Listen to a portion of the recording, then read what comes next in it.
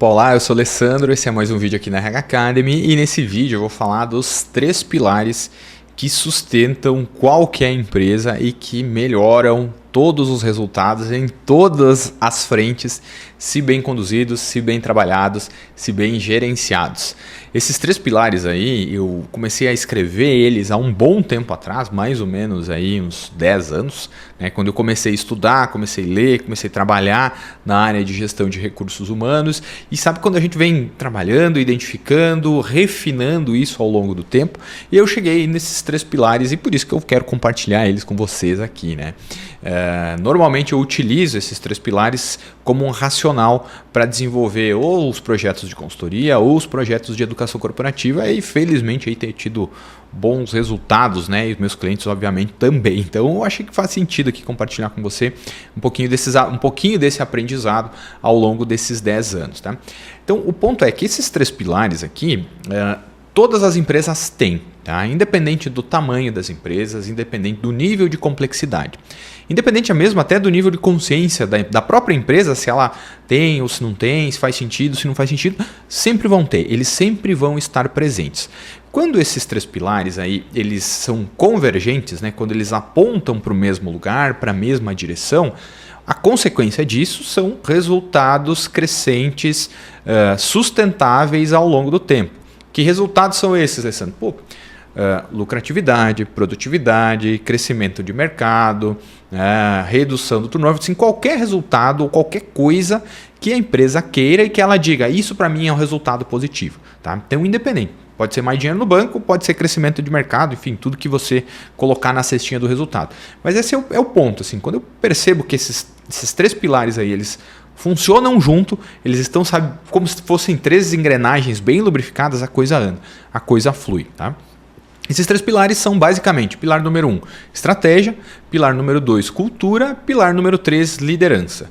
E dentro de cada um desses 3 pilares, a gente tem outros 3 itens. Então é uma metodologia aí que eu estou chamando aí de 3x3, vamos chamar assim, tá? Acabei de dar o nome agora, inventei agora o nome dessa metodologia de trabalho, seja de consultoria ou seja de desenvolvimento. Mas olha só que interessante, vê se faz sentido aí para você acompanhar o meu raciocínio. Pensa comigo. Quando eu falo de estratégia, né, da empresa, eu estou falando basicamente, né, de para onde que essa empresa quer ir, onde ela está, para onde ela quer ir. E da onde ela está, para onde ela quer ir, ela vai precisar fazer alguns ajustes, ou vai precisar estruturar, ou vai precisar se estruturar. E quando eu digo se estruturar, a gente pode falar de estrutura física, né? Isso aqui, por exemplo, um escritório, um ponto de vendas ou um prédio, enfim, estrutura física, mas também uma estrutura organizacional. E basicamente é como que essa empresa está organizada, os setores, as áreas e também o, entre aspas, o organograma das pessoas, né? Ou seja, quem faz o quê, quem responde para quem, quais são as responsabilidades de cada pessoa, de cada gerência, de cada cargo. Então, sempre que a empresa tem essa estrutura convergente com a estratégia, a coisa vai andar, a coisa vai funcionar, ou melhor, tende a funcionar melhor, tá? Então, além disso aí, no grande fator, vamos chamar assim, no grande pilar estratégia, a gente tem também processos, que basicamente é por onde que flui o trabalho, né? Quem faz o quê? Então vamos imaginar um processo de venda super simples, tá? A gente tem um marketing que está preocupado em encontrar o cliente ideal para a sua empresa. Beleza, esse é o trabalho do marketing, ele que vai pensar nisso, vai fazer as ações necessárias para isso.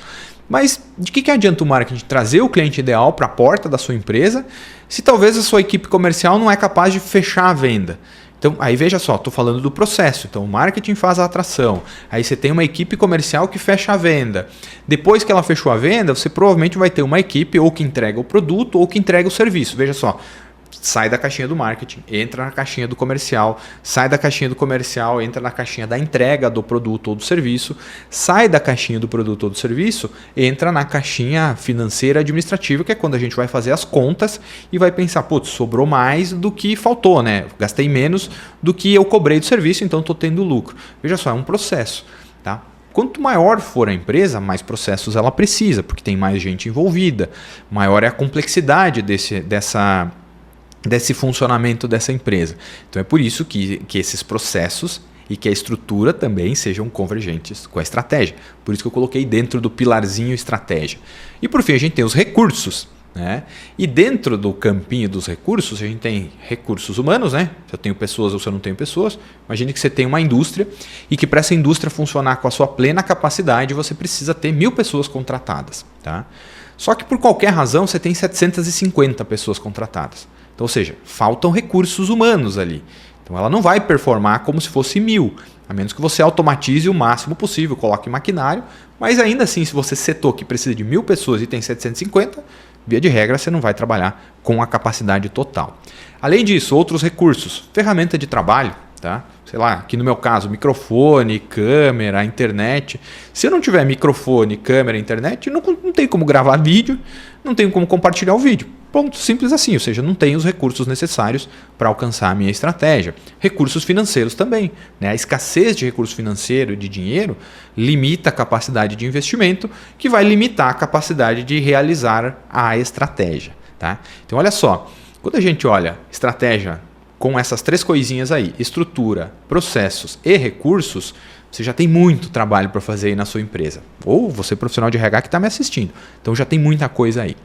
O segundo pilar, que eu estou chamando de pilar de cultura, ele vai sustentar essa estratégia ou vai jogar contra essa estratégia.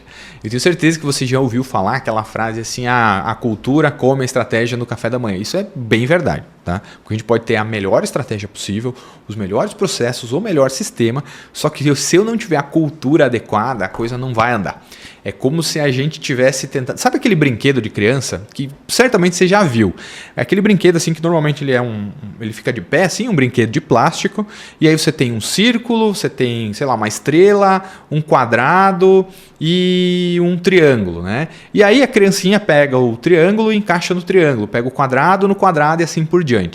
Se você não tem a cultura adequada com a estratégia, recursos, sistemas adequados, é como se você estivesse tentando encaixar um quadrado num círculo nesse brinquedo. Não vai rolar, sabe? Você vai fazer muita força, mas ele não vai encaixar. Ou se encaixar, vai ficar mal encaixado. Assim, ele vai até passar ali, mas não vai dar o fit, vamos chamar assim. Tá? Então, aí, por isso, uma atenção especial nesse pilar cultura. E o que está dentro desse pilar cultura? E aí é minha análise, tá? É o que eu fui aprendendo, que eu fui listando e como normalmente eu procuro trabalhar.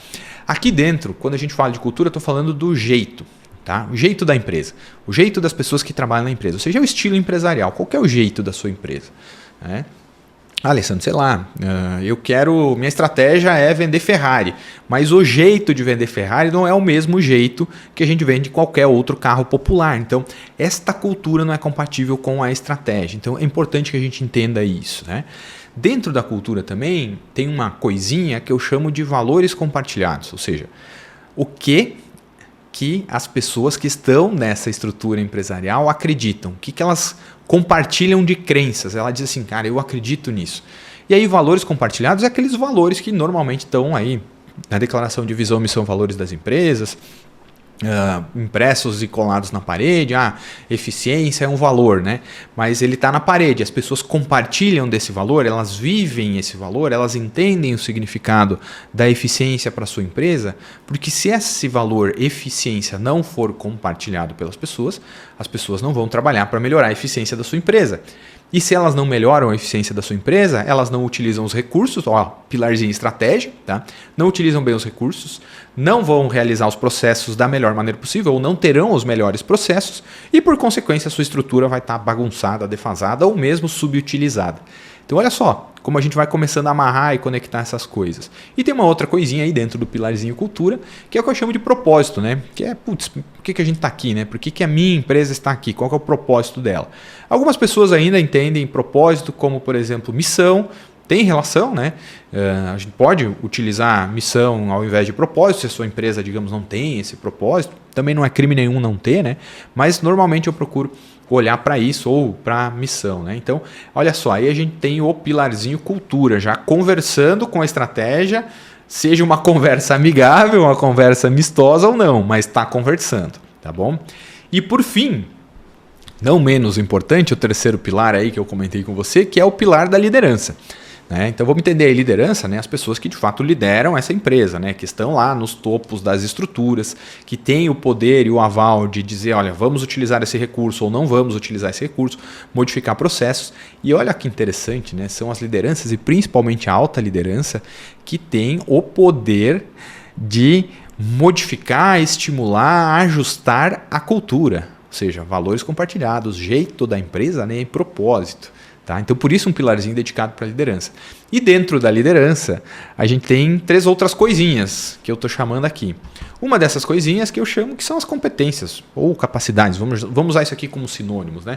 Que é, qual que é o nível de competência que as lideranças têm para compreender tudo isso, tá? Porque tudo isso que eu estou te falando agora, ele está no nível aí teórico, vamos chamar assim, né? Ele não é tangível, mas isso se manifesta no dia a dia da empresa. Então, qual que é o nível de competência que as lideranças têm para executar esse trabalho? E às vezes é competência técnica ou mesmo desenvolvimento pessoal, né? Competências comportamentais. Associado a isso também, dentro do campinho da liderança, a gente tem o nível de qualificação. Eu digo assim, qualificação, às vezes qualificação formal, né? Educação formal, ensino fundamental, médio, graduação, pós-graduação e etc. E às vezes é uma qualificação de conhecimento do mercado, de conhecimento do produto, né? De estar qualificado para usar estrutura, processos e tudo mais. E também tem um outro itemzinho dentro do quadrantezinho, ou melhor, do pilarzinho aí, liderança, que eu chamo de nível de maturidade. É o quão maduras essas lideranças... Nível, só para um parênteses aqui, tá?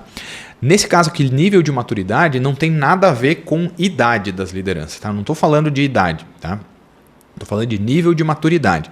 É o quão madura essas lideranças estão para realmente fazer uma reflexão e tomar ações assertivas para, se for o caso, ajustar a cultura ou dar significado para a cultura, e quanto elas estão maduras para tomar boas decisões de utilização dos recursos, melhoria de processo e ajuste ou utilização de 100% da estrutura.